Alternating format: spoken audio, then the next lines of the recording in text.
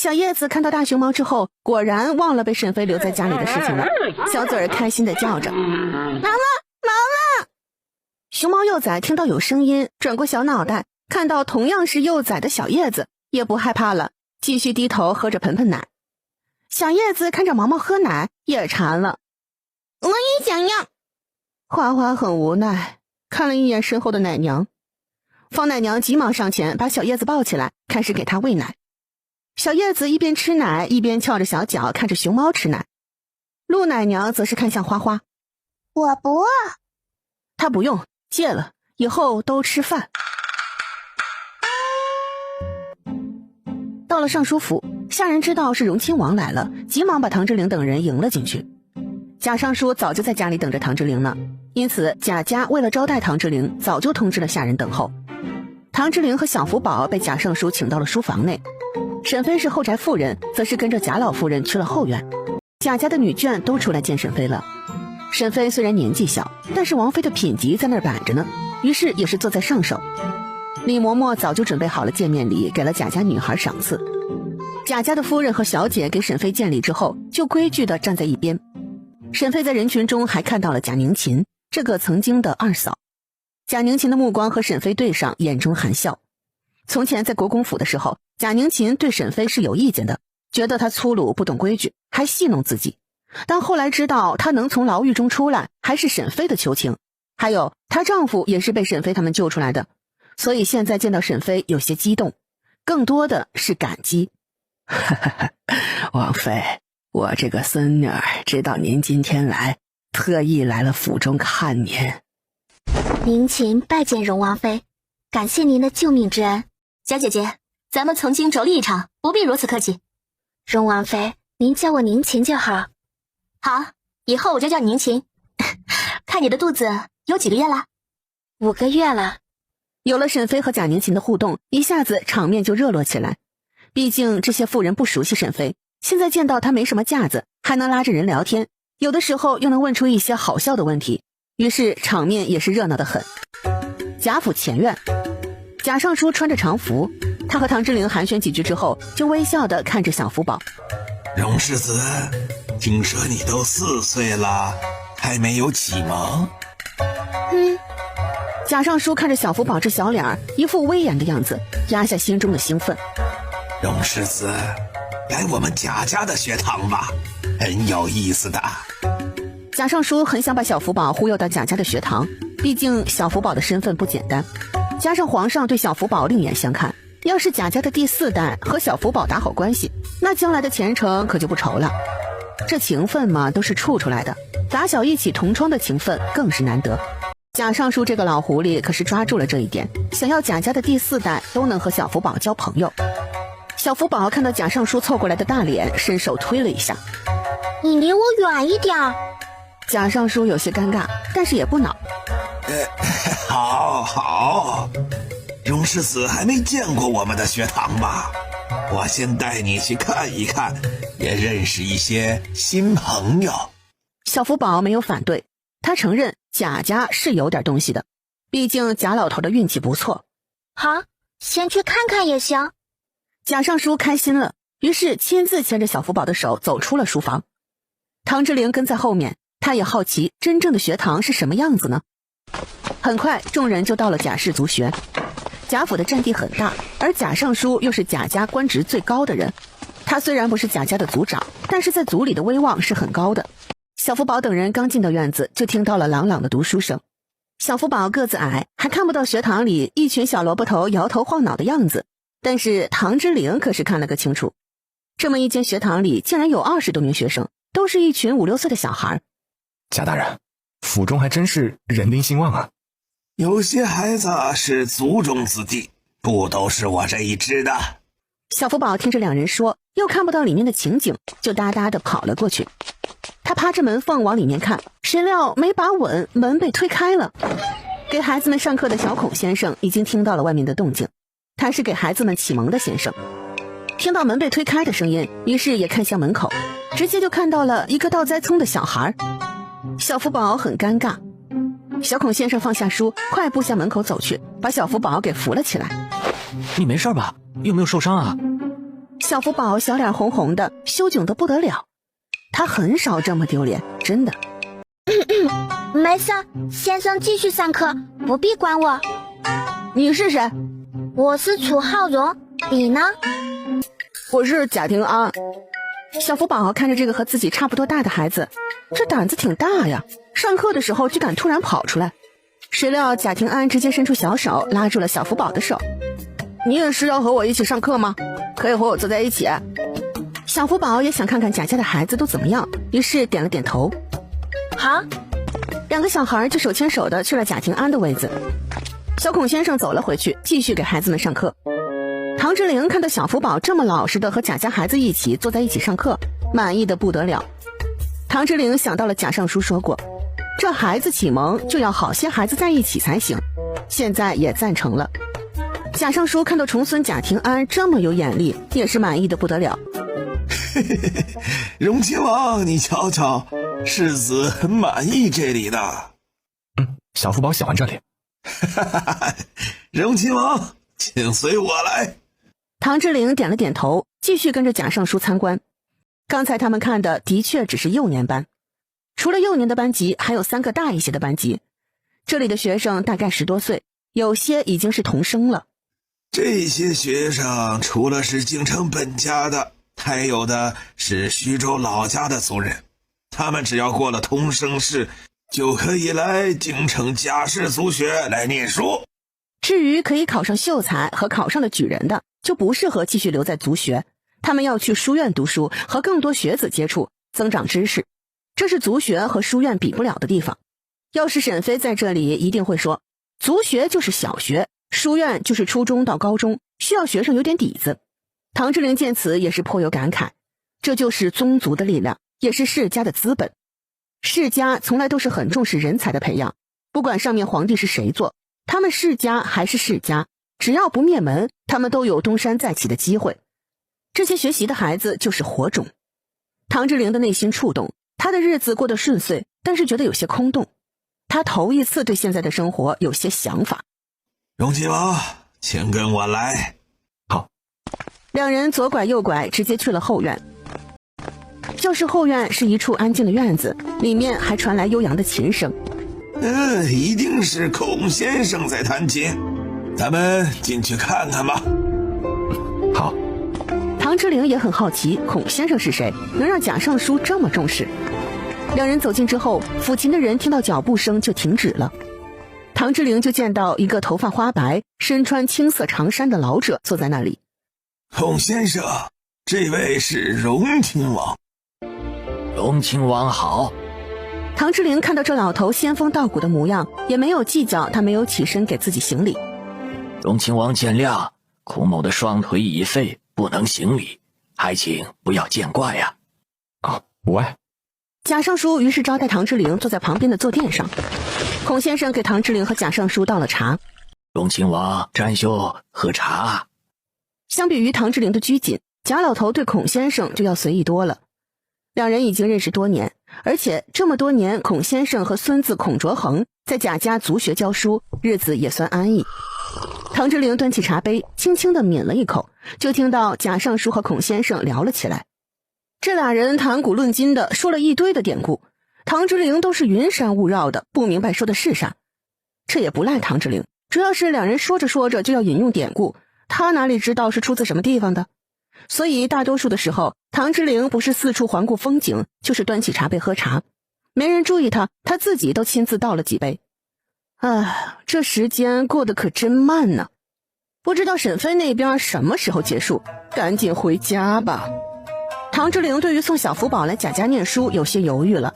这要是小福宝经常来，他是不是也要经常见这个孔先生？其实见一次面都有些煎熬了。孔先生虽然和贾老头在说话，但是也在注意唐之玲的动作。看到他无聊地搓着手，也是觉得好笑。想到那人竟然生出来这么个儿子，不知道他在九泉之下会不会后悔呀？这时候就听到了铃声，是学生下课的声音。有一串脚步向后院这边走来。很快，小孔先生就走到了后院。祖父，孙儿见到了一个神童。小孔先生非常兴奋，他拉着小福宝的小手，快步地向孔先生走来。小福宝刚刚站定，抬起头就和孔先生对上了。孔先生原本淡薄的眼神对上小福宝的样貌，吓了一大跳。孔先生下意识叩拜小福宝，贾尚书也没有笑话孔先生，毕竟他第一次见到小福宝的时候，也是吓得魂儿都没了，着急忙慌的就去找皇上了。这小福宝嘛，看多了就习惯了。小福宝看到孔先生的时候也有些诧异，但他很快就平静了下来。祖父。孔先生被这声呼喊回过神来，他抬起头，看到小福宝只是个小孩子，微微收回心神。孔先生，这位是荣王府的小世子。孔先生看着小福宝的脸，摸了一下自己的腿，好像残废多年毫无知觉的双腿又开始疼了，真是怪哉。先生不必多礼，你的腿不方便。孔先生心中讶异。小孔先生听到贾尚书说小福宝是荣王府的小世子，也觉得自己刚才冒失了。他还以为是普通的小孩呢，见到他如此聪慧，才想着把这个好苗子介绍给祖父呢。谢世子。唐之灵坐在一边也是奇怪的来回看，怎么这老头见到自家儿子就这么恭敬？小福宝可什么都没做呢。现在拘谨的老者哪里还有那仙风道骨的模样，好似是一下子就被打到了凡间一样。小福宝落座之后，场面静默，突然就有些尴尬。孔先生，我有意让荣世子来府中启蒙，您可以考教一下荣世子。祖父，孙儿刚刚说的神童就是荣世子，孙儿发现他极其聪慧，孙儿只教过一遍他就可以背下来，而且还能举一反三，很是了得。荣世子身份贵重，资质自是上乘，老夫才疏学浅，恐难成世子的老师。孔先生所言极是，本世子的老师必是盖世之才，风流韵界之人才行。其次呢，抱残守缺，因循守旧，居如滋润之人能教的。孔先生的脸僵住了。唐之灵心想，这是我的崽吗？还有风流韵界这词是好词吧，但是什么意思啊？还有抱残守缺，小福宝是不是看人家孔先生腿残疾了就瞧不起人家？仔仔，你怎么能因为孔先生的腿残了就说人家抱守残缺呢？太不礼貌了。空气突然变得很安静。小福宝深吸了一口气，尴尬的不得了。他不断的给自己做暗示，不要生气，他们都不知道我是谁，没事没事。孔先生看了一眼唐之灵，又看向小福宝，摇了摇头。小福宝觉得丢脸极了。咱们回去吧。唐之灵看到几人的样子，后知后觉的知道自己好像是闹了笑话。唐之灵无暇顾及小福宝哪里学会的词，只想赶快离开这里。他今天丢大脸了，还是他自己找的。孔先生，贾大人，本王就先离开了。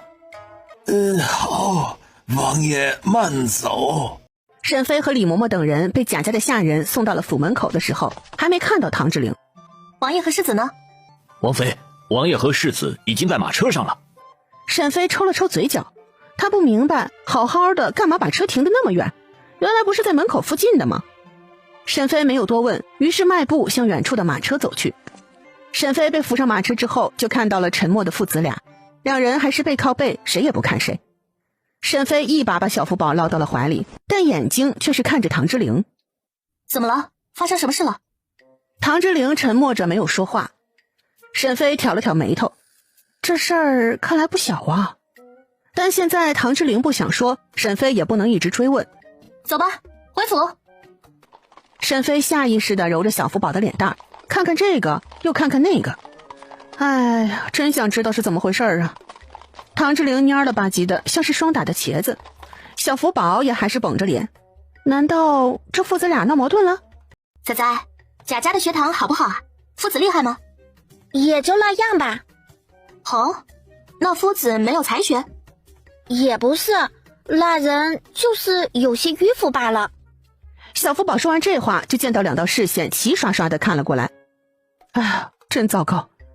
沈飞松开小福宝，把距离拉开一些，然后好整以暇的看着他。仔仔，你不是第一次见那夫子。你怎么知道他迂腐的？两道目光太过严厉，让小福宝暗道糟糕。他不应该看到那老孔就讽刺他的。我不认识他呀，我瞎说的。沈飞双手交叉抱在胸前，一副你看我信不信的表情。老实交代。那孔先生都一把年纪了，你这么小，你们之前不可能见过呀。你说他迂腐的根据是哪里来的？唐之灵早就觉得奇怪了，自己的崽崽好像认识好些人。他心里有个大胆的猜测，但是又觉得不可思议。唐之灵摇晃了一下脑袋，目光狐疑地盯着小福宝。小福宝被两人盯得不自在，干脆耍无赖，一扭屁股背对着两人。不知道，我啥都不知道。你不要自己丢人了，就找我麻烦。你今天丢人了？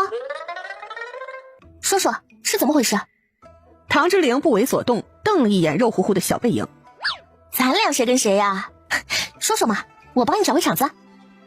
唐之灵今天伤了自尊心，哪会当着沈飞面说？他还是很想在沈飞面前保持形象的。崽崽胡说的，就他闹人了，我们才着急忙慌离开的。缩在车角的小福宝突然被 Q 到，他很想反驳回去，但又害怕沈飞追问，所以也不敢反驳唐之灵。他要忍，只要再忍几年，长大一点，就没有人怀疑他了。沈飞狐疑地看着父子俩，总觉得两人都很奇怪。他知道必须要在两人分开的时候再问。小福宝现在也要脸面了，有些话当着唐之灵的面也不好问。还有唐之灵也很在意小福宝的看法，他毕竟是父亲，面子还是要的。于是在回府的后半段路上，车厢里面都是静悄悄的。娘，我先回戏院呢。好，去吧。小福宝有古怪，他一直都知道，他不急，慢慢查。我去书房了。说完，不等沈飞答复，就大踏步的离开了。沈飞见到唐之灵有些慌乱的脚步，就知道在贾家发生了趣事。彩霞，去看看乔杉回来了没有？是，王妃，奴婢这就去找人。王妃，乔杉到了。乔杉之前被沈飞派出去了，自从那时候荣王府被刺客袭击，皇上还没有查清是哪伙人的时候，沈飞就单独的交代了乔杉去查这件事。因此乔杉不是经常在府中，有的时候一走就是好些日子。属下参见王妃。上次那伙人查得怎么样了？还有皇上那边可有什么线索？那位苏先生很是神秘，属下并未查到他的踪迹，他应该是离开了长安朝。那莫名其妙死在狱中的贼人也没有线索？是，那伙人进到监狱中，赶巧得了鼠疫，几天就没了。属下暗中观察了好久，不知道是谁动的手。沈飞也想不明白，什么人为什么一定要咬着唐之灵不放？或许和那位苏先生有关，但现在苏先生神秘的消失了，线索就断了。可是能在监狱中这么轻易就把人弄死，还神不知鬼不觉，一定是个大人物。沈飞觉得皇上也挺倒霉的，怎么到他继位了，大禹朝就像个筛子一样，到处是窟窿。那好，咱们的人都收回来吧，不管那苏先生了，留给皇上烦恼去吧，咱们守好荣王府就好。是。我今天找你来，想让你去贾家打听一下，看看贾府最近有什么消息传出来，或者是有什么笑话。王妃，要是有不好的流言，属下要不要制止？对，任何有关不利咱们王府的流言，全部都扼杀了。沈飞看到乔杉为难的样子，解释道：如果有关于王府的笑话，就用别府中的八卦掩盖了，例如谁家纨绔逛窑子不给钱了，还有谁偷偷养外室了，还有谁家后宅弄死孩子了，总之是越离奇越好。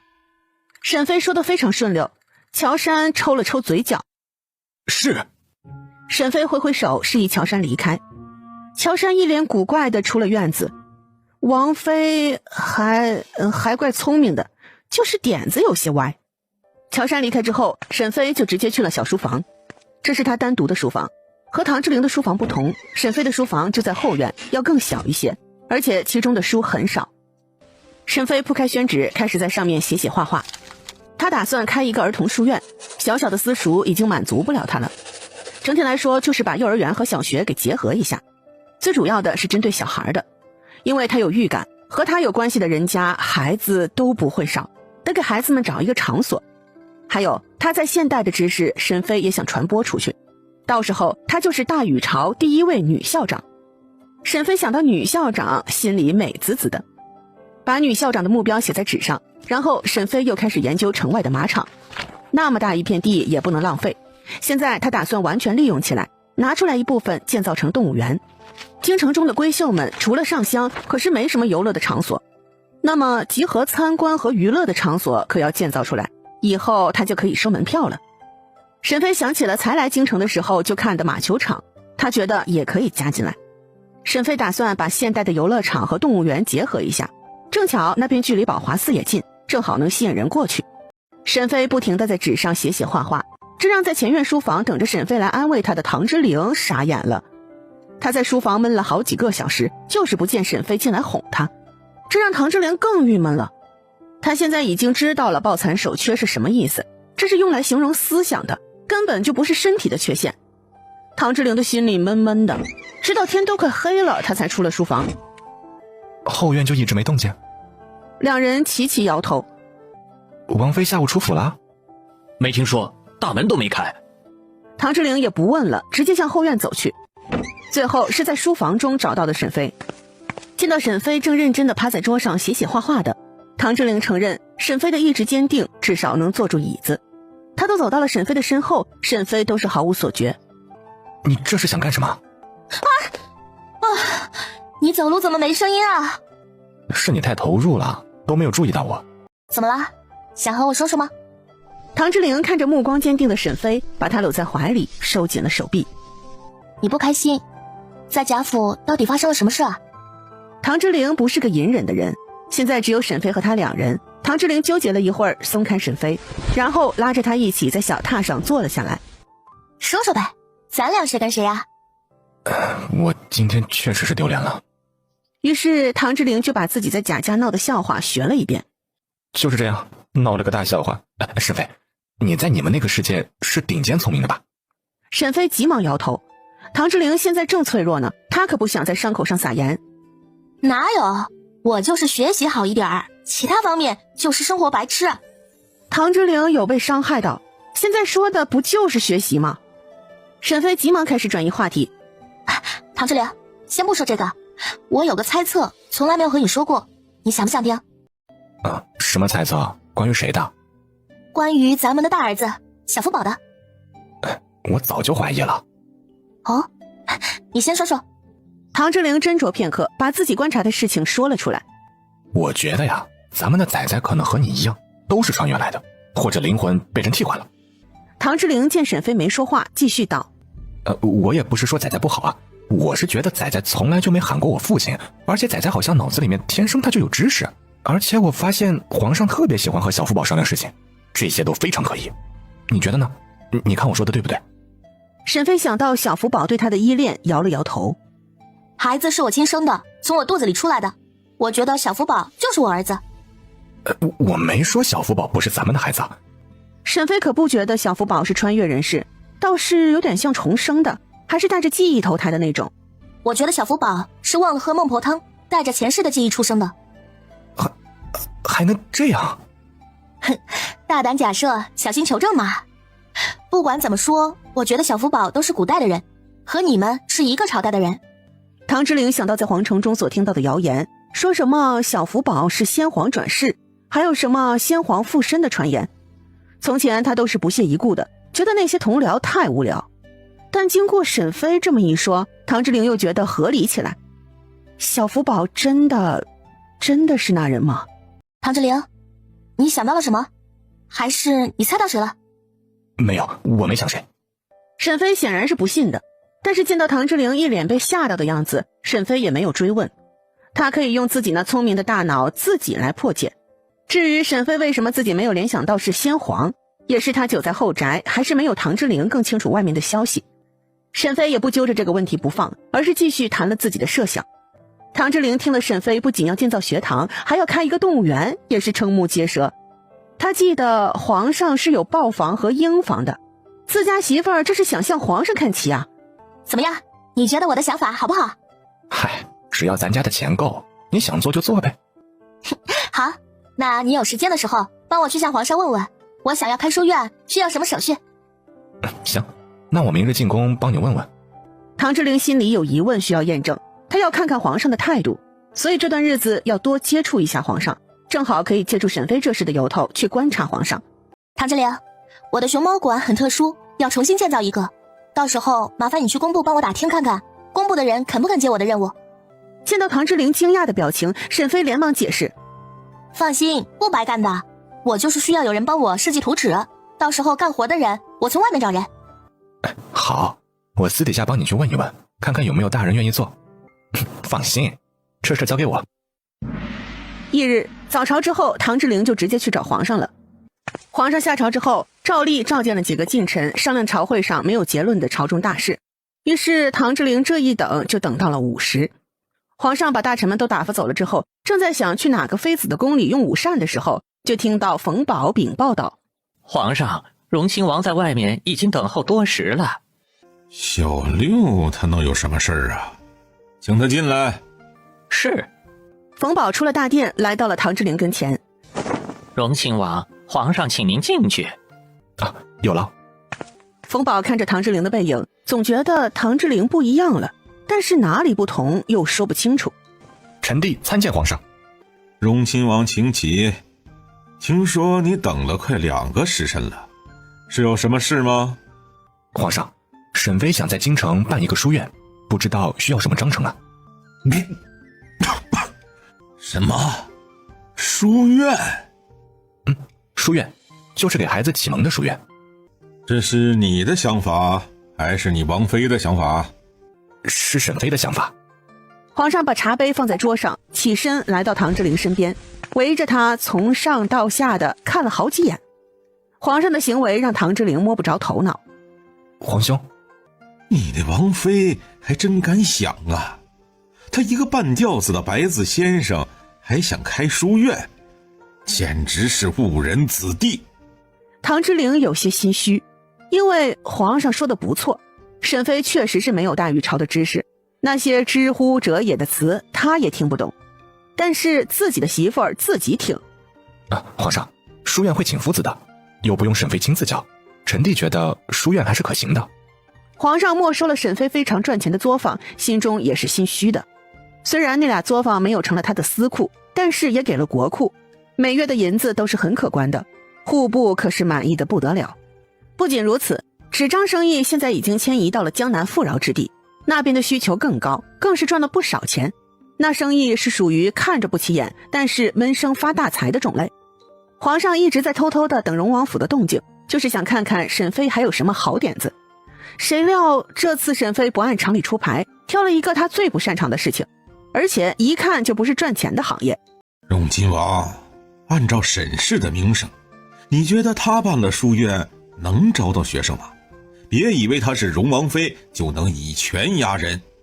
皇上，沈妃不是那种人，何况学生来不来都是他们的自由啊。皇上很不看好沈妃的书院，而且说白了就是个启蒙的私塾，还非得叫书院，也是不伦不类。皇上料想没有谁会白痴到送孩子被沈妃耽误。既然你们一定打定主意要办，那就办吧。多谢皇兄，就是在京城办书院可有资质要求啊？花你自己家的钱还要什么资质？唐之灵听明白了，就是皇上不管，让他放手干的意思。多谢皇兄。唐之灵这边很顺利，又在勤政殿蹭了一顿饭之后才离开皇宫。下午的时候又到工部找人，这次倒是很顺利，毕竟官员赚外快的机会不多，而且给荣王府做事，攀上这个关系还是不错的。唐之灵今天也不是没有收获的，至少他在宫中留的时间很长。在皇上召见之后，他特意问了宫中的小太监，打听了当初皇上昏迷那段日子小福宝在宫里的行动。小太监们见到唐之灵问的是小福宝的事，也不疑有他，毕竟荣亲王是荣世子的老子，问他的情况太正常不过了，所以也是知无不言，言无不尽，能说的都说了，更是把一些人的谣言也都说了。